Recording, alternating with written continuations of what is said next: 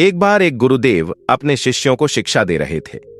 उन्होंने कहा कि लोगों को जीवन में किसी भी बात की चिंता नहीं करनी चाहिए, क्योंकि हमारे शरीर में 70% बीमारियां विचारों के कारण होती हैं। लोग उन चीजों के बारे में सबसे अधिक चिंता करते हैं जिनके बारे में चिंता करने का कोई कारण नहीं है। आजकल हम देखते हैं कि आसपास का हर व्यक्ति कुछ न कुछ सोचता रहता है। जिससे भी पूछो वह 10 कारण बताता है, और 10 ऐसे कारण जिनका उसके जीवन से कोई लेना देना नहीं है। आप अपना ही नुकसान करेंगे। विचारों से उसके शरीर में न जाने कितनी बीमारियां पैदा हो जाती हैं। हम नहीं जानते कि विचारों के कारण हमारे शरीर में कौन कौन से रोग उत्पन्न हो जाते हैं। केवल हम ही विचारों को पकड़ कर रखते हैं। तो गुरुदेव कहते हैं, आज मैं तुम्हें विचारों से छुटकारा पाने के कुछ उपाय बताऊंगा जिससे हमारे जीवन में विचार ही नहीं आएंगे, और जब हमें किसी बात की चिंता नहीं रहेगी तो मैं रोग मुक्त रह सकूंगा। हमारे यहां कोई मरीज नहीं आएगा। जब हम चिंता से मुक्त हो जाते हैं तब गुरुदेव कहते हैं, आज मैं तुम्हें एक छोटी सी कहानी सुनाऊंगा। उसके बाद तुम्हें समझ आ जाएगा कि मनुष्य चिंता क्यों करता है। तब गुरुदेव कहते हैं, एक समय की बात है, एक गांव में एक सेठ रहता था। उस सेठ के पास धन की कोई कमी नहीं थी। एक नौकर था और वह काफी समय से उनके लिए काम कर रहे थे। उस सेठ की कोई ना कोई बात सोचनी पड़ती थी, लेकिन उसके नौकर को कोई परवाह नहीं थी, और वह अपने नौकर को देखकर हमेशा खुश दिखता था, और सेठ को उसकी मुस्कान देखकर बहुत ईर्ष्या हुई। उस सेठ ने सोचा कि मेरे पास बहुत पैसा है, मेरा बिजनेस इतना बड़ा है, फिर भी मैं उस नौकर जितना खुश क्यों नहीं हूं। देखो वो नौकर कैसे नाक बंद करके सोता है, और मुझे सारी रात नींद नहीं आती। जब सेठ अपने नौकर को देखता है तो और भी चिंतित हो जाता है, और ऐसे में यह नौकर क्या खाता है, इसकी चिंता क्यों नहीं है। ऐसा करते करते कई दिन बीत जाते हैं। फिर एक दिन सेठ शहर से एक वस्तु लाता है। वह वस्तु बहुत सुंदर थी। वह वस्तु लाकर अपने नौकर को देता है और कहता है, यह वस्तु सावधान रहना, क्योंकि यह कांच की बनी है, और अगर यह जमीन पर गिरेगा तो टुकड़े टुकड़े हो जाएगा, और यह चीज बहुत कीमती है, इसलिए इसे ले जाएं और किसी सुरक्षित स्थान पर रख दें ताकि इसे कोई नुकसान न हो। नौकर फिर वस्तु लेकर चला गया और उसे सेठ के कमरे में रख दिया। सेठ खुद ही उसकी देखभाल करता था और उसे हर दिन साफ करता था। तभी एक दिन उस सेठ को दूसरे गांव जाना पड़ा। अब उसकी इस वस्तु के लिए मन में विचार उठता है कि यदि मैं दूसरे गांव में जाऊं और मेरा नौकर इस वस्तु की देखभाल न करे तो बड़ी हानि होगी। फिर उसने अपने नौकर को बुलाया और कहते हैं कि आपको इस वस्तु का पूरा ध्यान रखना होगा ताकि यह वस्तु क्षतिग्रस्त न हो। मैं 2 दिन में वापस आऊंगा और फिर आपको इस वस्तु का ख्याल रखना होगा। फिर सर्वेंट बनकर बिल्कुल निश्चिंत हो जाते हो। मैं इस वस्तु का स्वामी हूं और कोई क्षति नहीं होने दूंगा। फिर वह चला गया। तभी नौकर उस वस्तु को साफ करने गया तो वह वस्तु उसके हाथ से गिर गई और वह चीज टुकड़े टुकड़े हो जाती है, क्योंकि वह कांच की बनी हुई एक नरम वस्तु थी। तब नौकर सोचता है कि यदि इसने यह सुन लिया कि मेरी वस्तु टूट गई है तो यह मुझे बहुत डांटेगा। फिर 2 दिन बाद जब वह घर लौटता है तो उसे पता चलता है कि जीता की कीमती कांच की वस्तु टूट गई है। तब सेठ को काफी नुकसान होता है, और इस तरह अगर मैं इस वस्तु को अपने साथ ले जाता तो यह टूटती नहीं, और यह चीज बहुत महंगी थी। इस वस्तु को लाने के लिए उसने बहुत सारे पैसे दिए। तब उसने अपने नौकर को बहुत सख्त शब्दों में कहा कि तुम इतने गैर जिम्मेदार व्यक्ति हो कि एक चीज का ध्यान नहीं रख सकते, और जब आप इस वस्तु को तोड़ते हैं तो सेठ को बहुत गुस्सा आता है, लेकिन उसके बाद वह शांत हो जाते हैं और एक जगह बैठ जाते हैं और उस वस्तु के बारे में बहुत सोचने लगा। फिर वह सेठ पूरी रात सोया नहीं। वह वस्तु के बारे में सोचते हुए एक बार घर के अंदर और एक बार बाहर आता है और वस्तु सोचने लगी।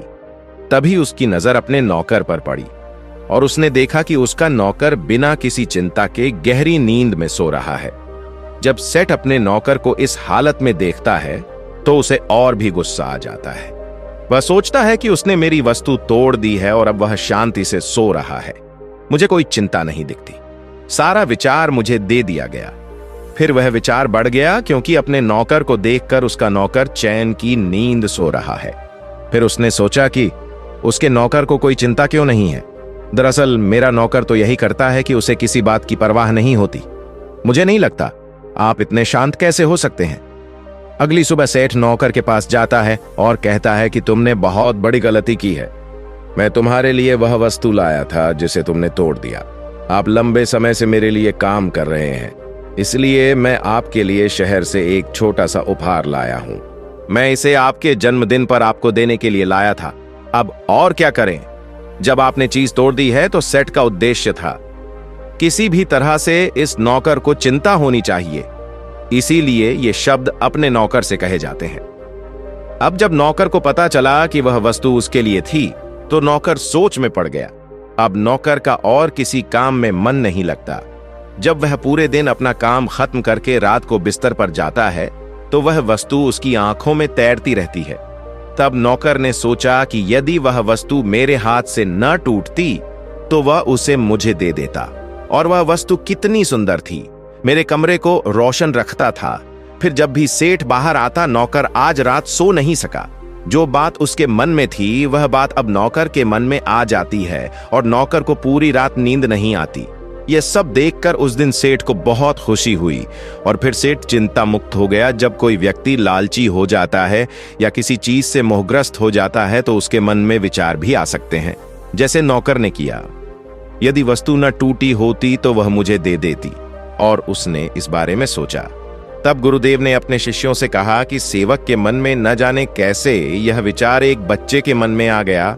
यदि वस्तु टूटी न भी होती तो भी वह कभी उसकी नहीं होती। अगर वस्तु सेठ हो गई होती तो उन्होंने थोड़ा कहा कि वस्तु उन्हें दे दी गई होती, और वह इसके बारे में सोचते सोचते सो गया, जो उसके साथ कभी नहीं होगा। इंसान अपनी पूरी जिंदगी ये सोचते हुए बिता देता है कि सोचने का कोई मतलब नहीं है। लोग बहुत ज्यादा सोचते हैं और लोगों को पता ही नहीं होता कि हमारे शरीर में 77% बीमारियां इसी सोच के कारण होती हैं। तब गुरुदेव कहते हैं कि एक बार सोचो, उस सोचने से क्या होता है। अगर हम किसी चीज के बारे में सोचते हैं तो वह हमें मिल ही जाती है। अगर हमारे जीवन में कोई दुख आता है और अगर हम दुख के बारे में सोचते रहें तो क्या हमारा दुख दूर हो जाएगा? ये कभी संभव नहीं है, क्योंकि दुख तभी दूर होगा जब हम उसके बारे में नहीं सोचेंगे। लोग इसे कभी नहीं समझ पाएंगे। मनुष्य अपने जीवन में केवल सोचने का अवसर चाहता है।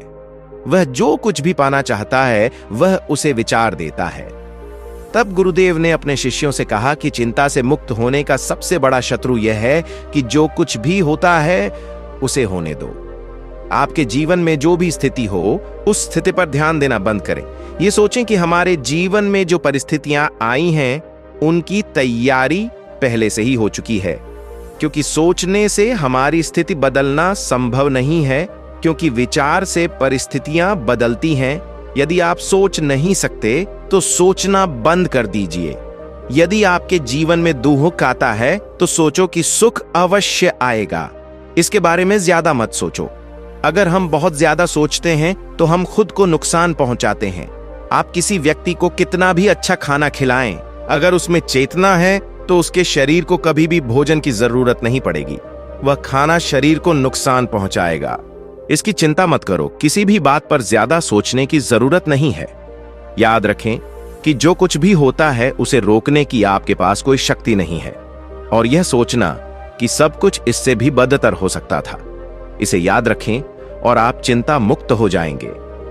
दूसरी बात जो आपको ध्यान रखनी है वह यह है कि यदि कोई वस्तु या व्यक्ति आपके जीवन से चला जाए तो याद रखें कि वह वस्तु या वह व्यक्ति आपके भाग्य में नहीं था।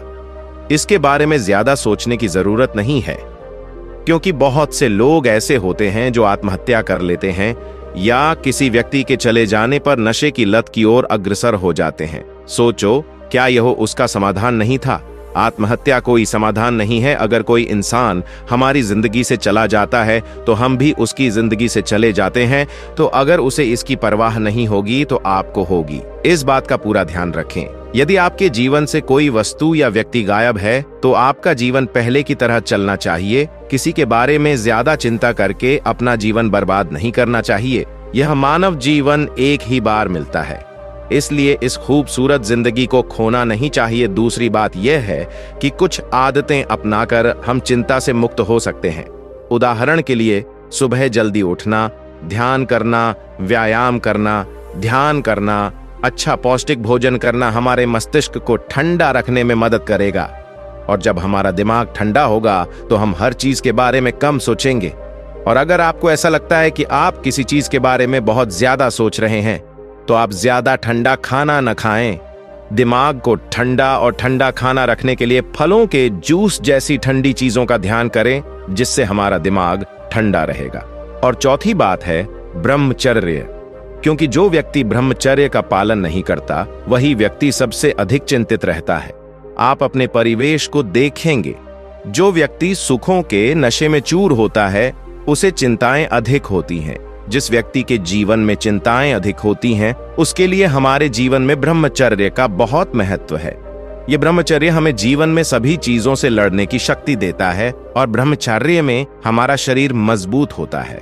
और जब हमारा शरीर मजबूत हो जाएगा तो हमें किसी भी बात की चिंता नहीं रहेगी। ये सभी शब्द कहने के बाद गुरुदेव ध्यान में लीन हो गए और उनके शिष्य अपने काम में लग गए। तो दोस्तों, आपको वीडियो कैसा लगा कृपया कमेंट करके बताएं। अगर पसंद आए तो लाइक करें और अपने दोस्तों के साथ शेयर करें। और अगर आप इसी तरह के और भी शैक्षिक वीडियो प्राप्त करना चाहते हैं तो हमारे चैनल को सब्सक्राइब जरूर करें। धन्यवाद और नमो बुद्धाय।